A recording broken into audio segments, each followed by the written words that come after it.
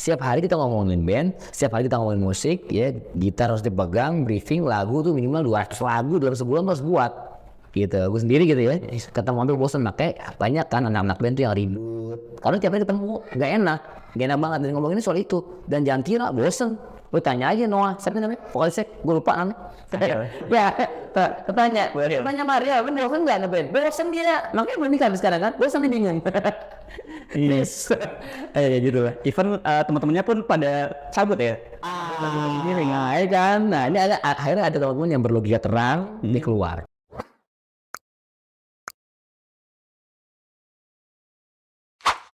Hendy Iqbal. Assalamualaikum teman-teman semua. Masya Allah. Apa kabar bang? Alhamdulillah baik. Masya Allah. Ini ngomong-ngomong Mbak Hendy punya hubungan rahabat apa sama Dilan nih? Sama Dilan Iqbal. Gue ya, kayaknya ngikutin gua deh sebenarnya. Sebenarnya cerita gua dari kopi. Sebenarnya antum yang jadi cerita. Masya Allah. Setelah sebelumnya kita tema-tema yang isu hangat ya. Nah sekarang kita kedatangan mantan rocker ya katanya ya. Itu gimana tuh bang ceritanya tuh? Dulu jadi rocker, terus sekarang jadi korpus ITJ. Coba boleh diceritain? Oke. Ngomongin rock dulu, berarti ngomongin musik berarti ya? Ya jadi musik itu sebetulnya bokap gua tuh main musik juga gitu ya, nyokap main musik. Jadi kayak semacam genetika aja sih, genetik musik lah gitu. Jadi anak bokap gua nih kalau sama nada tuh peka gitu. Jadi senang dari dulu tuh senang, karena ya balik ya kalau orang tua kita ngarahin kemana, ya kita ke situ gitu kan. Kemudian gue tuh akhirnya mulai ngeband tuh 2002 sampai terakhir manggung tuh kemarin 2016. Dan itu gue selesai sama aktivitas musik gitu. Oke, 2002 itu mulai berarti gue SMP waktu itu. Dia mulai SMP lah. Dari remaja sampai 2016, 14 tahun ya? Ya, 14 tahun ya? 14 tahun. Itu gimana tuh ceritanya? Antum sebagai apa di bandnya gitu? Gue frontman, vokalisnya juga. Vokalis juga, dan gue yang sebagai peserta gue nulis lagu lah di band gue gitu. Jadi band gue tuh namanya tuh kalau di search di YouTube, tapi nggak usah lah ya. Bukan promosi band soalnya. Tapi ya ngomong juga sih ya. Noise Addict tuh band bergenre pop punk gitu. Karena dari 2002 itu kan era-era pop punk ya, kayak ada Green Day, Blink, Nirvana Glory, dan banyak lah. Jadi era itu kayaknya pop punk jadi genre paling asik. Tapi kalau sekarang kan ada K-pop nih. K-pop dan J-pop. Dulu K-pop nggak ada dulu. Dulu ada paling ya Taiwan ya, kayak ETSU gitu, Tomingse lah. Tapi itu yang gue ketawa. Hanya MTV ya? MTV. Iya MTV. Nah itu MTV itu yang ngacuin gue. Mana orang MTV? MTV. Gimana? Banyak. Jadi MTV itu secara garis besar sangat mempengaruhi gue pada waktu itu. Ya jadi ya namanya sampai ke segi broadcasting pun karena mau jadi masuk MTV. Orang televisi lah gitu berarti gitu. Jadi mau jadi VJ, padahal salah kan. Broadcasting itu bukan buat jadi VJ, sebenarnya salah. Dosen gue tuh pernah ngomong tuh, dosen gue, lu tuh salah jurusan katanya. Broadcast tuh di belakang, lu tuh harusnya talent gitu. Tapi ya itu kuliah aja bener gitu. Ya, jadi kayak gitu. Jadi MTV itu sangat berpengaruh gitu. MTV itu sangat berpengaruh sama kegiatan anak muda pada waktu itu. Oke. Jadi masuk ke skena popang sampai menggelutinya dan bahkan terjun ya jadi anak bandnya ya. Iya. Nah, segede apa dulu band Noise Addict ini? Sebelumnya kalau spesifik popang itu nggak spesifik ya, karena genre yang gue mainin ini masuk ke dalam kategori underground. Jadi ini bisa dikategorikan gabung sama scene metal, scene hardcore, scene street punk gitu ya, dan lain sebagainya lah gitu. Nah, seberapa gede band Noise Addict pada waktu itu, gue tuh udah di titik sebenarnya di middle tuh di bawah band-band kayak Seringai, kayak siapa ya, mungkin kayak Dead Vertical, Dead Squad gitu ya. Kalau punknya tuh siapa ya, yang Speak Up gitu ya, kalau itu Speak Up. Nah gue tuh dulu barengan sama Piwi Gaskins, sama Clean Inside, Last Child. Gue masih ingat banget kita sering manggung ganti-gantian jam gitu maksud gue. Jadi era itu emang kita tuh bareng tuh, kayak kayak terbang-terbang di Cloud gitu kan segala macam. Jadi ada di titik middle. Jadi nggak di tinggi banget juga sih. Karena cakupannya masih Jabodetabek gitu. Berarti seimbang ngisi gig di ini ya, skena indie gitu ya. Iya. Nah sekarang ini dulu kan nggak kayak sekarang ya. Kalau sekarang kan diisi dengan anak-anak muda bergenre folk, ya senja gitu ya. Kalau dulu tuh ya tiap weekend tuh adanya ya musik underground gitu, punk, metal, emo gitu. Jadi kayak acaranya kayak gitu, meliputi kayak gitu. Tiap hari acaranya kayak gitu. Gue rasain bro. Jadi ketenangannya agak beda. Dan ketika abis hijrah ini, gue tuh kayak dikasih sama kalau gue runut ya sedih juga sih. Yes, ya lo tau kan anak band kerjanya apa sih dulu tuh nyuruh orang sesat lah ya berarti kan. Sekarang tuh lo lihat deh. Dan gue tuh di sekolah dari SD, gue termasuk anak yang menurut guru-guru tuh nyebelin. Kalau dulu tuh kategorinya bandel banget sih ini kecilan, ya bisa lihat lah ya. Tapi sekarang Allah nih lagi ngasih amanah gue yang luar biasa dan gak kebayang, dan buat semua orang yang nganggap remeh gue tuh, kok dia bisa gitu ya. Gue ngajar ya di sekolah alam, gue ngajar kelas 2 dan gue pilih sendiri kelas 2. Kenapa? Karena the golden age teman-teman tuh di kelas di KB, TK, H2 dia. Gue SD ya, gue gak mau dia dilepas di kelas tinggi gue mau, karena buat gue terlambat. Gue akan bina di kelas 2 di SD. Dan lu bayangin dong, background gue apa gitu loh. Gue bukan SPD gitu, broadcasting ya kan. Tapi Allah tuh nganterin ke situ. Nah kalau kita pilih jalan Allah yang dikasih Allah nih, dan kita pilih tekad gitu, Allah nganterin loh bener. Dan selain itu gue tiba-tiba ngajarin anak-anak ngaji, lu bayangin TPA ya. Ya otomatis kan gue harus ngaji juga nih, tasin gue kejar gitu ya. Ya walaupun anak band ya dulu gue TPA juga, jadi nggak nol banget sih sebenarnya. Jadi bokap gue tuh walaupun ngeband gitu, dia tuh dulunya tuh tahlil arkam gitu. Jadi kalau sama sholat tuh dia ini banget. Iya dia tuh ini kuat banget gitu. Gue pernah lagi maghrib main gitar, terus gue dibanting gitu, lu sholat apa gue banting nih gitar. Sholat parah banget loh gue. Jadi bokap nggak doanya nggak supaya gue anak band gitu ya. Dia mau ngelarang gue sih waktu gue anak band gitu. Cuman dia kayaknya sudutnya kuat banget tuh. Jadi sehingga gue nggak ditakdirin anak band. Dan gue senang gue. Akhirnya sekarang ya gitu. Nah jadi poinnya ketika lo milih hijrah dan beneran hijrah ya keras gitu ya. Lo ngumpul sama si kalian baru. Lo akan diarahin sama Allah ke jalan yang kayaknya berat gitu ya. Tapi hati lo tenang.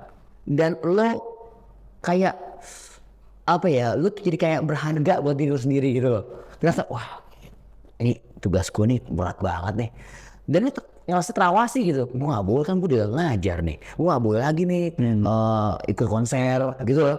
Padahal pengen kan misalnya pengen gitu, tapi gak boleh. Jadi punya tameng sendiri gitu. Dia kakak lagi tuh malu gitu ya. Gue tuh jadi ngerasa kayak hidup ada CCTV Allah. Gitu loh. Dan itu takut. Dan gue tanya kenapa gini, ya emang itu harus takut katanya. Takut kan khauf kan, harus takut, emang gitu. Oh ya udah bisa. Sekarang apa yang gue lakuin adalah gue udah mentoring. Jadi setiap hari tuh seminggu tuh udah ada mentoring sama ustadz, ketemu ini yang ngajar terus gitu. Gak ada lagi udah. Jadi emang semuanya kayak ya berusaha jadi orang baik aja. Oke, nah lu sebagai anak band menurut lu gimana sih skena musik saat ini gitu, apalagi dengan fanatisme fansnya gitu, yang kemarin kita lihat mungkin kayak wah tiket buat konser gitu. Menurut lu itu gimana sebagai mantan anak musik? Oke. Nenek musik itu ada pesannya gitu. Jadi bohong banget sih kalau misalnya ngomongin cuman enggak gue berkarya supaya hidup gue positif segala macam. Berarti gue nggak kasih itu. Jadi musik yang sebenarnya secara filosofis tuh ada pesannya gitu. Jadi waktu gue mainin musik genre punk yang gue mainin gitu ya, itu gue pesannya adalah gue harus suarain kenakalan remaja. Oke. Jadi gue bangga dengan kenakalan remaja, gue up gitu loh. Nah itu kayak gitu kan, apalagi punk ya, rebel, artinya pemberontakan lah gitu kan, lebih ke situ. Sekarang gue lihat masih sama, nafasnya tuh ya ngarahin lu ke jalan yang sorry nih, yang nggak agama gitu. Udah. Jadi menurut gue ya aneh aja kalau ada anak band sholat ya aneh gitu. Ya oke lah. Ya udah tua-tua sekarang ya maklum ya mereka udah tua, mati juga gitu. Ya kalau misalnya mereka muda dulu ya happy lah, party lah gitu kan. Jadi nggak bisa kita pungkiri juga kalau musik kayak enggak ini band baik nih segala macam. Nggak bisa kalau musik, apalagi mainstream ya. Mainstream kan uang gede banget juga gitu. Dan apalagi sekarang juga tahu kan banyak anak-anak band akhirnya ngungkap tuh perselingkuhan, narkoba, aja di situ kan. Ya emang gitu dulu gitu. Tapi lu setuju gak sih? Enggak kok, gue cuma suka musiknya doang, nggak ngikutin gaya hidup personilnya gitu. Oh nggak bisa bro, nggak bisa. Jadi setiap musisi itu pasti punya influence. Oke. Ya, influence secara personal maupun band. Misalnya band gue suka sama band ini, dan secara personal gue suka vokalis ini. Gue pasti akan ikutin tuh gayanya, apanya, gaya hidupnya gitu. Jadi nanti kita nipu gitu loh. Contoh ya, gue ngeliat dulu ada MTV namanya MTV Cribs. MTV Cribs itu mamerin rumah-rumah para rockstar. Kita kan termotivasi dong, wah kok jadi rockstar bakal kayak gitu nih. Kita band lah segala macam. Ya nggak gitu juga gitu, bro. Bahkan kayak apa ya, kayak ketipu lah gitu. Dan ternyata pas diselidiki juga katanya di luar sana MTV Cribs itu rumah-rumahnya nyewa loh. Kan nggak bener rumah si artis gitu. Ya jadi banyak yang kayak gitu. Jadi intinya banyak ketipunya gitu. Dan pasti ngikutin. Oh, jadi mau gimana pun otomatis kita bakal ngikutin gaya hidup si artisnya ya. Udah pasti lihat fotonya, lihat gaya dia berdirinya. Kayak sekarang kan banget nih kayak cewek kan gaya K-pop ya itu kan yang kayak gini gitu kan. Dulu juga sama, harus mirip gitu gaya hidupnya, terus gaya rambutnya sampai bahasanya sampai quote-nya diambil kan. Gitu. Makanya dulu pengaruhnya si Kurt Cobain ya, Nirvana itu kan besar banget di era musik grunge ya. Itu orang ngikutin pakaiannya, kultur atau gaya ngomongnya, coolnya, dan sebagainya lah. Sama gue juga dulu gitu, ngikutin semua pakaiannya, merek pakaiannya gue cari, corak pakaiannya gue cari, pokoknya mirip lah. Nah itu yang kita lama-lama emang ya apa namanya sedikit demi sedikit masuk ke bang biawak, jadi mungkin itu yang gitu sih. Berarti gimana sih saran lu gitu buat anak-anak muda yang masih mungkin suka sama musik yang lagi tren saat ini gitu. Gimana saran lu buat anak-anak muda biar nggak terlalu masuk ke dunia si artis ini atau ngikutin arus gitu? Sebenarnya emang ada tugas khusus ya. Kalau lo anak muda gitu, gue sih nggak menyalahkan ya. Gue juga dulu kayak pernah di fase itu dan seru banget gitu ya. Tapi lo bisa nggak janji sama diri lo? Nah itu penting gitu. Lo bisa nggak janji sama diri lo bahwa gue tuh tetap nempatin band gue tuh di bawahnya Nabi Muhammad. Nah itu, gue nggak kayak gitu. Lu kayak gitu. Dulu gue paling pertama tuh di band gue dan band gila gue gitu. Gue nggak kenal sama Rasulullah gitu kan. Nah sekarang lo bisa nggak janji? Gitu, janji lah diri sendiri. Kalau emang lo nggak bisa, mendingan lo biasa-biasa aja dan lu cabut deh, atau lu cari konsep hidup yang benar yang pasti buat ngejar karir lo menurutku gitu. Oke, berarti lu harus nyari worldview baru ya dari musik itu ya, biar nggak terlalu mengambil sama industri. Betul. Ini buat apa ya, ini buat yang ini ya, ini gue ngomongin buat band player, buat band player gitu. Karena tapi kalau buat penikmat musik ya nggak apa-apa sih, cuman tetap juga lu harus nempatin lu di bawah Rasulullah, jangan sampai lebih gitu. Jadi jangan salah pilih idola ya. Itu mempengaruhi banget gitu gaya hidup kita gitu. Bro, ngerinya gini bro, pas lagi kita jalan dengan idola kita gitu kan, ya Allah ngasih umur kita nggak banyak nih gitu loh. Pas klik, nah gue kan ada ya, gue juga pernah kasih tau nih sama guru ngaji gue nih pas lagi awal-awal taubat hijrah ya. Dia tuh bilang gini, kita tuh akan diwafatkan, dipertemukan dengan orang yang kita cintai. Lalu bayangin dong kalau gue ketemu Kurt Cobain misalnya, gue gak ngejudge, cuman ya secara zahir lah gitu ya. Ya gue kan pengen sama Rasulullah gitu kan, sama Kurt Cobain gitu, kayak gitu lah. Dan itu jangan dianggap remeh tuh. Mungkin sekarang ketika usia lo 20, 25 lo nggak terlalu mikir itu, nanti 26 juga udah mulai mikir tuh, kayak gue dibohongin deh sama musik nih ya, kayak gitu. Terasa tuh kayak gitu, oh benar deh, makin lama makin di ini. Karena gue tuh pol-polan nih, gue tuh yang namanya ngeband kan nggak bisa ini bro, ngeband tuh nggak bisa apa namanya setengah-setengah. Orang ngelihatnya tuh minggu doang ketemu, setiap hari kita ngomong musik. Berarti nggak bisa jadi sambilan ya? Oh nggak bisa, harus bener-bener full time ya? Full time, yang full time aja gue nggak jadi band gue ya. Yang full time aja gue udah nggak bisa apa-apa nih. Ya apalagi yang nggak full time gitu. Jadi nggak ada tuh band yang nggak full time terus tiba-tiba nongol di televisi gitu, manggung di mana-mana, nggak ada. Setiap hari kita ngomongin band, setiap hari kita ngomongin musik, ya gitar harus dipegang, briefing, lagu tuh minimal 200 lagu dalam sebulan harus buat. Gitu, gue sendiri gitu ya, ketemu hampir bosan, makanya banyak kan anak-anak band tuh yang ribut karena tiap hari ketemu gak enak banget dan ngomongin soal itu. Dan jangan kira bosan, lu tanya aja Noah, siapa namanya vokalisnya, gue lupa namanya. Ya, tanya Maria, bener bosan gak ngeband? Bosan dia, makanya belum nikah sekarang kan, bosan dia bingung. Yes. Gitu lah. Even teman-temannya pun pada cabut ya. Nah, ya kan. Nah, ini akhirnya ada teman-teman yang berlogika terang, dia keluar.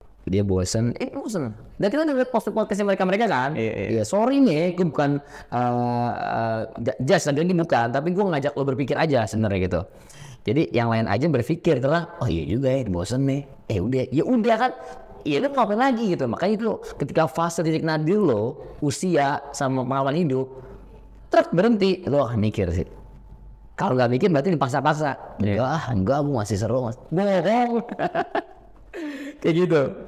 Oke. Nah, jadi lagi seru-serunya ngeband.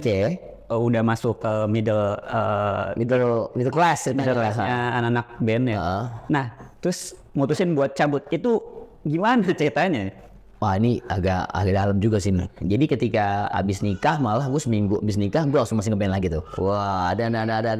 Nah, di situ gue mulai, ini dia. Kita nggak tahu kapan hidayah Allah datang, dapet rezeki itu datang ya. Tapi kuncinya peka. Ya kalau lu nggak peka, nggak bisa lu dapet. Gitu, kerja peka dulu. Peka masih gimana ya? Jadi tiba-tiba aja nih kan kalau gini, orang kan kalau hidayah itu kan bukan kayak mukjizat ya. Tiba-tiba, wah, iya tersoleh enggak kan? Ada proses. Ada kayak sentilan-sentilan gue tuh kayak gini. Pas gue ngeband nih, nanti gue punya anak, nah gitu kan. Ini yang paling bener-bener mengena dari gue sendiri gitu. Gue mikir gitu pas di rumah habis nikah buat istri gue. Ya gue ngeliat sekarang gue nikah tuh apa panen baru lah ya awal-awal. Berapa bulan lah, 3 bulan setelah nikah lah. Kemudian gue mikir gini bro, gue nanti pasti bakal jadi ayah nih, ya gitu ya. Gue punya anak nih, ya kan. Nanti kira-kira dia malu nggak punya bapak anak band? Lihat bapak di panggung, aneh nggak nih anak gue? Gue sama sekali nggak berpikir kalau kayak anak gue kalau bilang gue keren deh. Enggak, justru gue kayak malu nggak ya? Apa yang gue teriakin, apa yang gue suarain. Dan pasti lama-lama gede lagi dikit nih sekolah misalnya, terus dia nanya sama gue gini, pasti kan belajar dong sekolah dong, ya kan sekolah dong pasti dong sekolah ketemu guru agama, mungkin kita dengar tentang cerita Nabi Muhammad misalnya. Dia nanya sama gue begini, ayah, Nabi Muhammad tuh siapa sih? Ceritain dong. Namanya anak pasti dia nanya ke bapaknya dong. Ini dong figur kan bapaknya. Terus gue harus jawab gimana? Itu yang gue asok. Oh nggak boleh nih. Sebelum pertanyaan itu nyampe ke gue, I have changed my life. I have to change my life.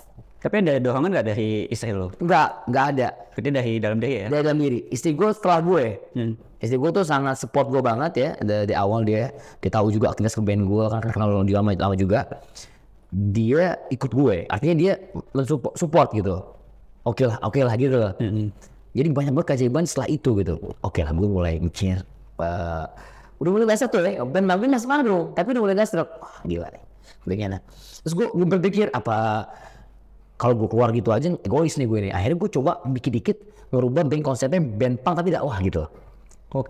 Mulai jadi gue syiar di Jackpot itu udah ngomong sholat tuh. Gue gak tahu tuh. Padahal celana pendek sih. Cuma gue gak tahu aja. Gue kayak ngomong sholat nih, gue ngomong apa sih gitu. Kayak misalnya akhir manggung tuh jangan apa ya, gue bilang jangan lupa sholat. Ya, belum gitu kan. Habis itu kita headbang lagi nih misalnya gitu kan. Sampai ada band setelah gue tuh ngamuk karena gue ngomongin tentang sholat di panggung. Ternyata image yang gue mau bawa itu nggak nyaman di aja teman gue. Personal gue nggak sepakat. Oh yaudah deh, kayak ini kita udah mulai mikirin buat what's the next nih. Terus bener aja kan. Allah kalau dia nggak suka, jangan ditabrak kayak ini nih. Ya, tanpa sepengetahuan gue, teman-teman gue main drugs. Dan bukan sekedar main, dijualan.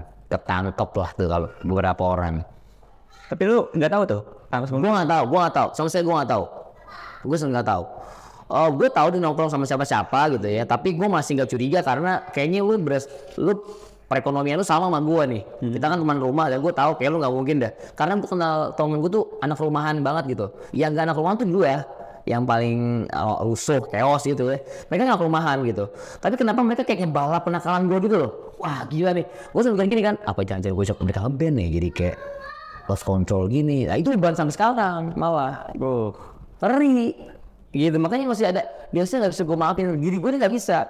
Karena banyaknya teman-teman gua, bukan cuma personil ya. Kan kalau di WA itu kan ada kru, ada street team kita yang adik-adikan. Itu pernah ketangkap semua, men. Wow. Bukan drugs. Gue langsung kayak gini, ya Allah, seandainya saja saya nggak camping waktu itu, mungkin anak-anak ini nggak kena kali ya. Gitu. Ya gue selamat diri gue gitu. Tapi yang lain, gitu loh. Itu kan ngeri kan? Itu nggak bisa gue maafin sampai sekarang. Dan gue juga nggak tahu nih gimana jawabnya ketika nanti anak gue gede nanya gitu ya. Ah, Bapak udah ngebeng. Bapak sering nyuruh ngaji, sing kajian. Tapi anak lu udah tahu lu pernah band sekarang? Belum sadar. Anak gue yang gede kan kelas 2. Dia masih nggak nyangka bahwa iya mungkin ngeband tuh sesuatu yang biasa aja atau dia nggak pernah lihat video gue megang mic ya. Tapi gue nggak tahu kalau di search tiba-tiba di YouTube. Terus atau teman bilang, bapak kamu ngeband ya, bapak kamu narkoba nih, jangan nih. Kok kata orang kan ngeband itu kan bandel. Terus dia cerita sama gue gimana tuh. Dan sampai sekarang gue belum sampai demi Allah belum tahu jawabannya apa karena gue. Tapi gue gak bisa ngeblok YouTube kan. Lo kenal sama abang-abang YouTube? Yang punya YouTube? Nggak kenal kan? Ini yang ngeriin. Makanya buat jangan salah langkah. Masa muda jangan lo kira santai-santai lo. Beneran gak bisa hapus. Nyeselnya gak bisa deh. Gitu dia. Iya. Even di jejak digital pun kita nggak bisa hapus ya. Gak bisa dia. Gak bisa. Ya ada orang bilang, yang penting kan lo udah tobat. Dosa dia. Orang yang tobat secara serius pasti mikirin dosa yang lalu. Gimana ngapusnya ini, ngilangin gimana gitu loh. Kalau nggak gitu berarti lu gak bener sungguh-sungguh serius. Takut dia. Iya kan? Gini loh, misalnya nih pada waktu manggung itu kan banyak yang pogo, mosing. Iya. Ada yang sangat fanatik sama band gue misalnya nih. Gue katakanlah gue bisa sekarang gue ngaji, sholat, ketemu teman-teman soleh kayak lo dia. Terus yang mosing-mosing ini, lo tau gak kabarnya gimana dia? Kalau dia pada jadi bandar narkoba, dia ngebunuh orang karena terinspirasi sama lagu-lagu gua. Iya. Lu pernah mikir gak? Wah, kan itu sejarian ya. Itu ya Allah itu. Ya lu ngeliatnya, vokalis saya itu udah hijau sekarang. Iya, tapi lu ngeliatnya beban hati gua kan. Gue pengen panggil orang-orang yang dulu, langsung nonton Sedik sini ngumpul. Yuk ngaji bareng kita Thailand itu awal. Ini kan gak tau kemana di mana. Ada beberapa sih yang akhirnya nanyain gua ajak banget. Gue rangkul sampai deh dulu kita di panggung gue gak bisa bang ngobrol soal ini, kalau di majelis bisa ya. Iya gue mau dosa gue bilang gitu. Tapi ada yang gak mau kan, ada yang kayak ngatain sekarang dia udah begini udah gak asik gitu. Udah gak asik, padahal sama aja sih sebenarnya. Cuman gue mau ngajak mereka berpikir aja. Maksud gue gak mau lu keracunan aja lebih lama gitu sih. Nah prosesnya tuh berat sih buat ninggalin band lu gitu, apalagi sampai ke titik sekarang Hincer gitu bisa bilang. Tuh gimana tuh prosesnya tuh? Kalau temen-temen mungkin gitu yang paling susah paling bisa dari tongkrongan ya. Kan tuh kalau tinggal band gue sama sekali gampang aja sih. Karena gue ngerasa gue udah lama banget juga dan capaian gue untuk band indie underground kayak udah cukup deh. Kayak gue pernah ikut kompilasi PSD, Peter Says Denim gitu ya. Itu kan kompilasi se-Indonesia tuh. Film awal gue ikutan, terus Jack Talk udah sering banget. Pernah manggung di Medan, ya jadi kayak udah banyak sering dan emang boring sih kalau buat aktivitas panggung. Karena lo tau ya kalau panggung tuh sebenarnya yang kita cari tuh benar-benar deh ini pujian manusia doang. Gimana? Dan itu bosankan. Misalnya gini, manggung ini itu kan buat orang nih, buat orang supaya dipuji sebenarnya poinnya. Oke. Iya. Bukan buat kayak sih. Bukan buat kayak inilah mahakarya. Enggak sih sebenarnya. Cuman kayak lu bilang gue keren dong. Bener, chat manggung kan cuma komennya ya, lu keren banget semalam, keren banget gokil bang, keren banget bang, gokil bang, dan gue tungguin itu 3 hari hilang. Ketika sepi, kita mulai tuh mikirin, gimana supaya kita dicintai lagi. Capek men, tuh kayak gitu. Capek gak? Capek gue, wah gue lebih gogo ini, gue ngerti gue ambil diri gue sendiri. Ngapain gue kayak gini ya gitu kan. Ketika gue ketemu lu, yang lain, ternyata hidup ini bukan soal pujian itu kan. Dan itu emang gak enak banget kayak gitu. Karena kita harus produksi lagi untuk mereka gitu. Dan itu memisahkan lah produksinya. Itu gila banget kan. Gitu. Audiensnya demanding sama Kahya, kitanya pas perform demanding sama pujian. Gitu. Wah itu gak ada habisnya. Itu gak ada habisnya. Dan kalau perform kita jelek satu malam, misalnya soundnya jelek gitu, itu pikiran banget, kenapa ya? Gue jelek banget ini sound. Kenapa itu? Karena gue gak bisa dengan terbaik buat audiens. ya jualan kan dia. Dia mau kosong tentang kesesaran hati lah, tentang ujungnya nanti sell out lah, jualan pasti. Pasti. Kapitalis. Capek ya. Ternyata yang barat teriakan pang barat ya ujungnya juga capek juga. Ya sekarang buktinya Sex Pistol itu udah ada di credit card kok di luar negeri. Sex Pistol tuh mana pang di ya udahlah, maksudnya gua ya selesai lah.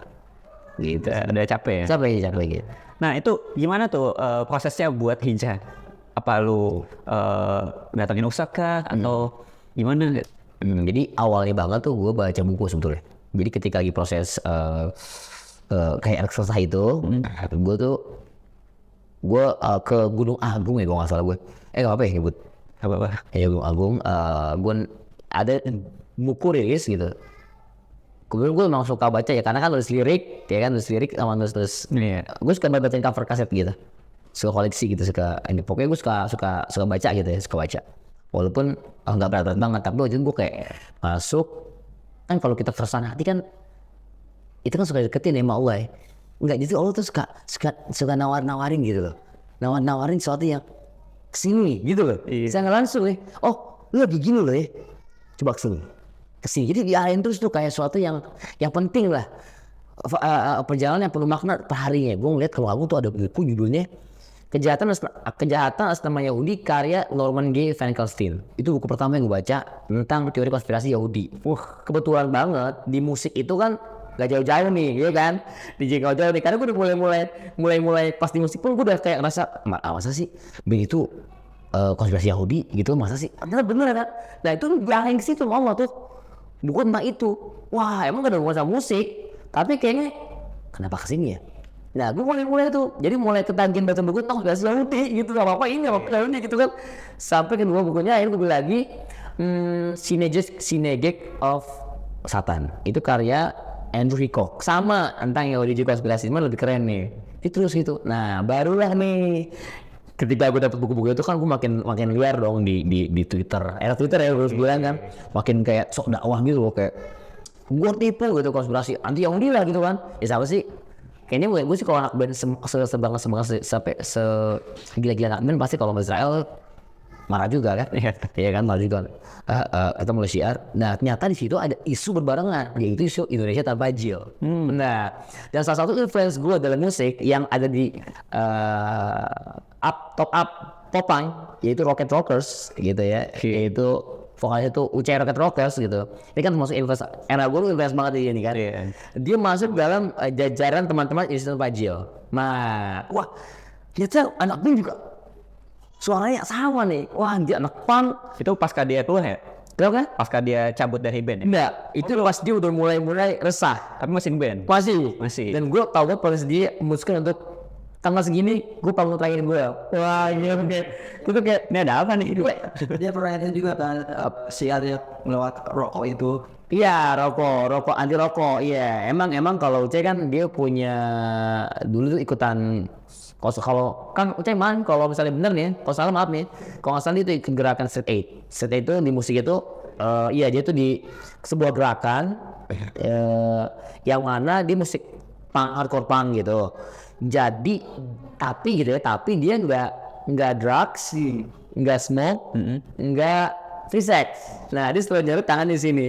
Gitu, jadi Ucai itu kalau nggak salah sih dia bagian dari itu dulu, ikutan gerakan itu, mengkampanyekan Straight 8. Tapi setelah dia hijrah, Straight 8 juga ternyata dari ideologi Hindu kan, jadi ternyata dia ninggalin juga dan Islam is the way of the only gitu lah. Jadi Ucai itu termasuk gua di era itu, Ucai termasuk yang mempelopori anak-anak punk hijrah. Gue pikir tuh ketika gue ngurusin buat udah ngeband gitu nggak ada yang support, dan ternyata ada juga gitu ya temen-temen band yang dulu udah ngeband banget terus tobat. Salah satunya adalah teman-teman dari